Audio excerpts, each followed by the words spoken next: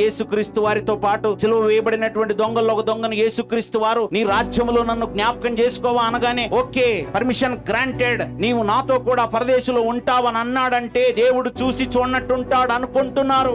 Never. దేవుడి మనసు అది కాదు, యేసుక్రీస్తు వారి మనసు అది కాదు. ఏదో చూసి చూడనట్టుగా నువ్వేం చేసినా పరలోకానికి నిన్ను నెట్టేస్తాడు అనుకోకు. దేవుడు అంటే very dangerous, very very dangerous. దేవుణ్ణి మనం ఒకవైపే చూస్తున్నాము, దేవుని ప్రేమను నువ్వు చూస్తున్నావు గనక ఆయన కోపం ఏంటో నీకు ఇంకా అర్థం కావట్లేదేమో, ఆయన స్థితి ఏంటో నీకు అర్థం కావట్లేదేమో. ఆయన ఎంత భీకరుడు పరలోకమందున్నటువంటి దూతలకు అర్థమైపోయింది. అర్థం చేసుకోకుండా జీవితాన్ని వ్యర్థం చేసుకోకండి, చాలా ప్రమాదంలోకి వెళ్ళిపోతాం. ఆత్మీయ మరణం, ఎడబాటు దేవునితో, బట్ స్టిల్ నీకు అవకాశం ఉంది. మొదటి మరణం జరిగిందా, ఇక అవకాశాలు క్లోజ్, అవకాశాలు ఉండవు. మన జీవితంలో మొదటి మరణం ఎప్పుడైతే సంభవిస్తుందో అవకాశాలన్నిటికీ డోర్స్ క్లోజ్ చేయబడతాయి, అన్ని దారులు మూయబడతాయి, నీకు ఏ విధమైన అవకాశం ఉండదు.